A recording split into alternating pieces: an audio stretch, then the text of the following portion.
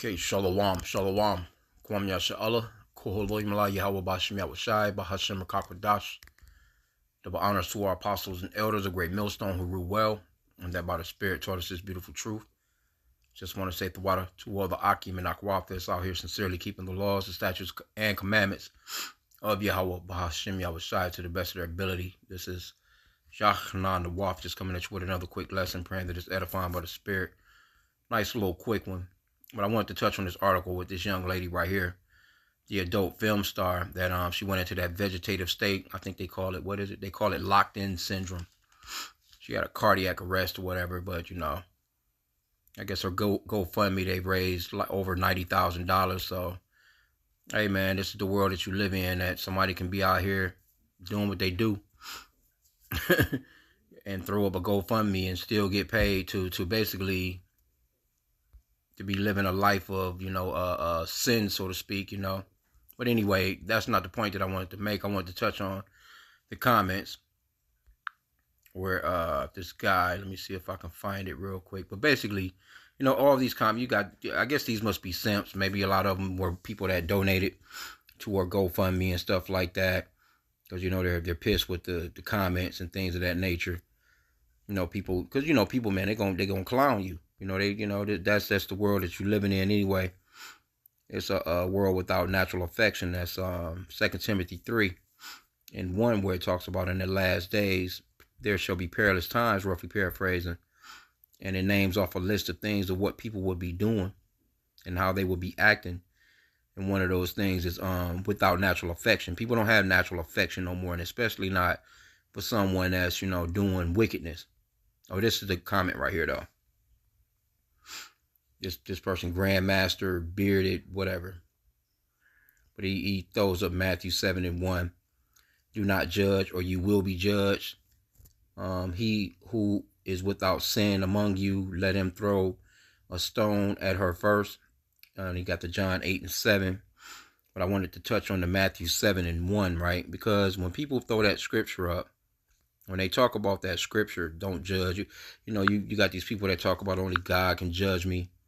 Well, I mean, you have a book called Judges in the Bible, and you also have courts all over America and throughout the entire globe with judges in them that'll sentence your ass to death, or they'll sentence you to life in prison, or sentence you to the electric chair, or sentence your ass to lethal injection, sentence you to, you know, house arrest, whatever the case may be. You're not going to tell them that you can't judge me.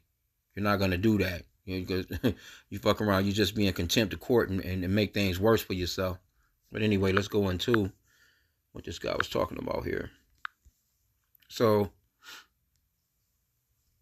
I'm going to start from the top. Because what people don't understand is this is just talking about being hypocritical.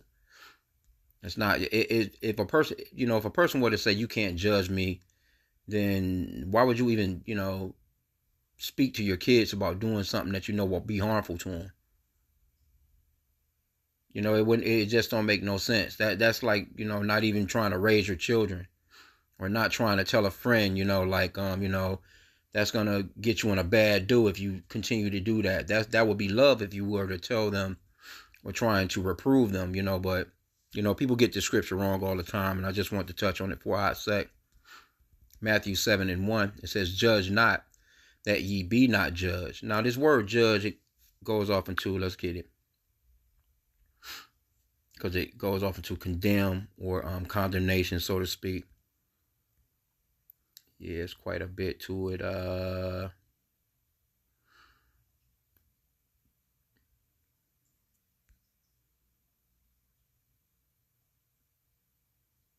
Expresses an absolute denial. No, not lest. And they have some scriptures on it too, but let's see here. Yeah, this is it's a few definitions on this. There's quite a few of them. You can see right here they have different words for it. Not 487. 400. It shows up in here 673 times. They have not 486 times. No, 44 times. That not 21 times. God forbid with G 1096 15 times. less 14 times, neither 7 times, no man with, so it's quite a few definitions to this particular word, right? So you have to get the right word for it. And overall, this, you can't, condemn somebody, or condemnation. You can't condemn somebody for something that they're doing if you doing it yourself. It's like, you smoking crack with somebody and you telling them to stop smoking crack. You got a bag of skins in your hand, and crumbs all in your damn beard, while trying to tell your bro he can't, make your ham sandwich. It's all the same. You know what I'm saying? So that's all overall. This is what it's going into. It's just being hypocritical, and it's gonna read into it. Matter of fact, we can read it in the NLT. The New Living Translation says, "Do not judge others, and you will not be judged, for you will be treated as you treat others." Let me see what that is. For God will judge you as you judge others. Okay.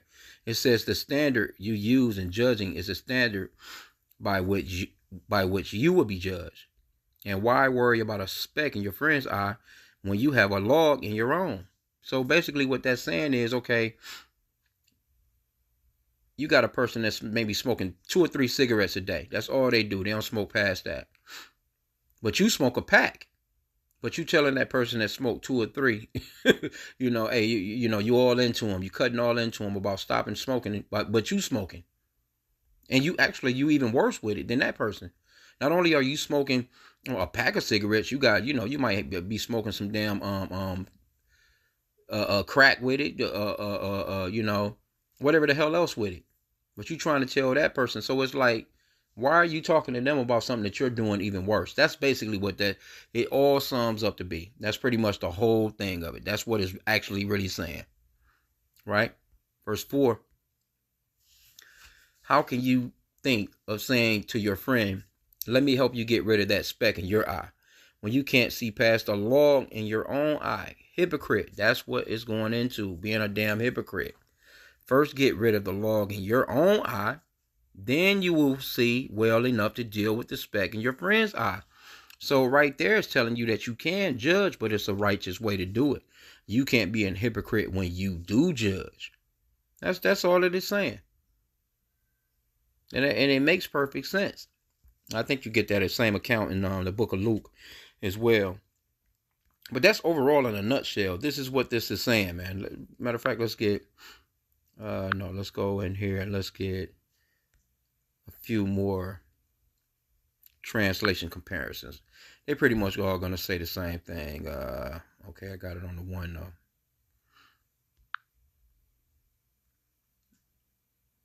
I'm going to get verse 4. Translation comparisons. We got the NLT already. The ASV says, or how wilt thou say to thy brother, let me cast out the mote, okay, out of thine eye, and lo, the beam is in thine own eye. Let's see.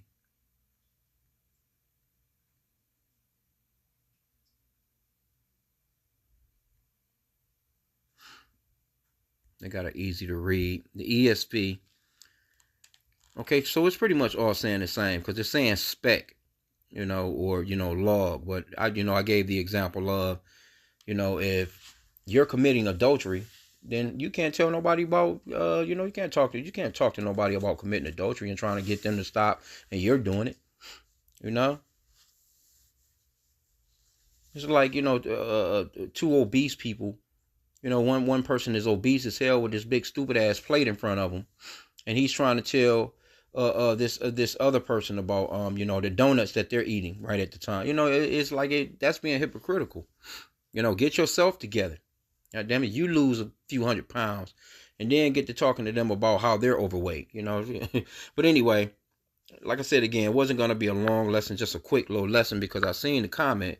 And then when you see, people, it's like a lot of people are saying that same thing in here. So it kind of, when I seen it, I'm like, well, let me do something to it. This person says, calling out bad behavior isn't judging. Weak Christians who are afraid of hurting people's feelings do harm, not good. Okay, you may have a point there. Let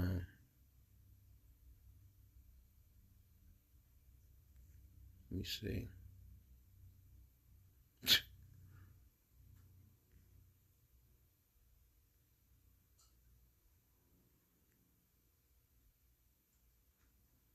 Yeah.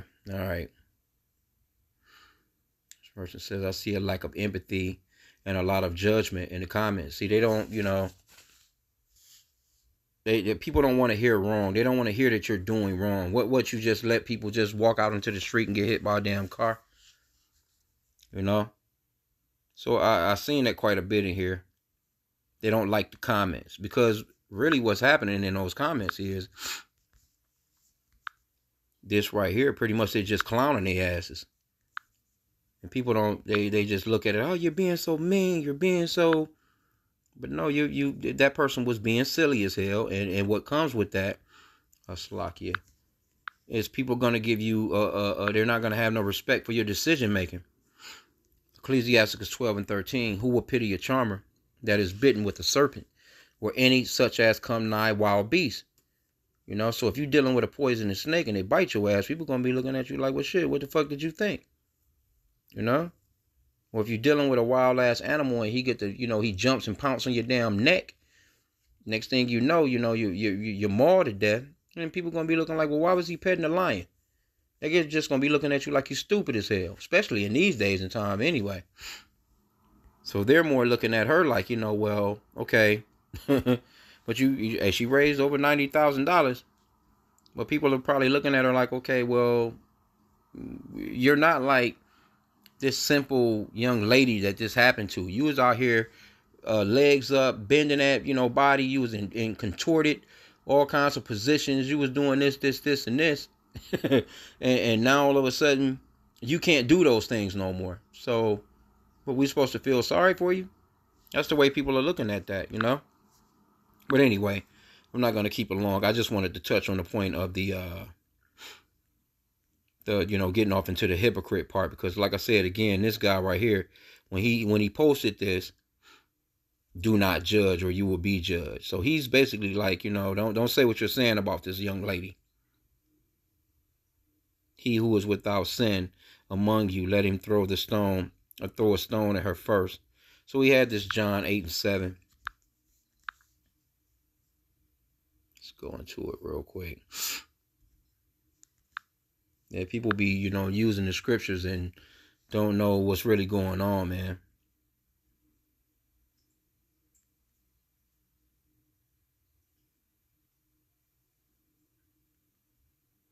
Let's see when you go into the context of this.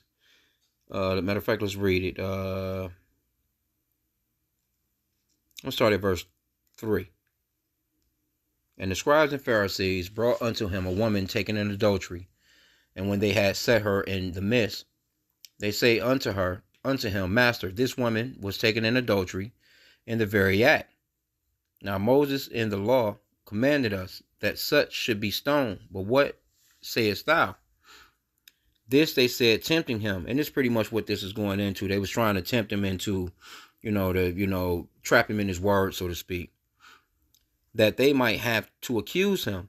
But Yahushua stooped down and with his finger wrote on the ground as though he heard them not. So when they continued asking him, he lifted up himself and said unto them, He that is without sin among you, let him first cast a stone at her. Right? And again he stooped down and wrote on the ground. And they which heard it, being convicted by their own conscience, went out one by one, because they was being hypocrites, beginning at the eldest, even unto the last. And Yahushua was left alone, and the woman standing in the midst. So they was just being hypocrites, man. That's what, being hypocritical and trying to be sneaky too, because they was trying to trap the Lord up in his words. Verse 10, when Yahushua had lifted up himself and saw none but the woman, he said unto her, Woman, where are those thine accusers? Have no man condemned thee? And see, that's that word condemn is going off into judge. It says, she said, No man, Lord. And Yahushua said unto her, Neither do I condemn thee. Go and sin no more. So now guess what? She was supposed to go and not sin no more. She was supposed to go and not do that no more. So now guess what? Has she went and she continued, now she's going to be condemned. Overall, I mean, that just is what it is. If she went and done what the Lord said to do, that was forgiveness. That grace was kicking in on her, and she was cool. But if she went and was like, "Oh man, forget what he's saying. I'm gonna go and you know, I'm gonna kick, I'm gonna you know, do that thing again, and then you know, in the long run, she's condemned. That, you know, it is what it is. But you know, reading it in context, of course, these were some guys that was trying to jam the Lord up in his speech, and that didn't work. But also, you get out of this is that those men that was accusing her were being hypocrites because they ass is doing shit even worse. You know, so you know you do have to fix yourself before you get to you know, screaming on somebody else about something. You know. And you know, you want to be trying to the best of your ability, because we're all in these bodies. You know, we're not perfect. None of us are perfect. You know, but we do have to do the work, let our people know what's going on and what's wrong and what's right. You know, and as we're doing that, we have to be working on ourselves as well. We can't just be going out and teaching the scriptures and telling people to not do something, and we're doing it ourselves. That don't make no sense. You're gonna be, you know, it just don't make no sense. That's very hypocritical. And you're gonna be, you know, being in a worse situation. Because see, let me see. This scripture right here, Psalms, kind of goes into this here.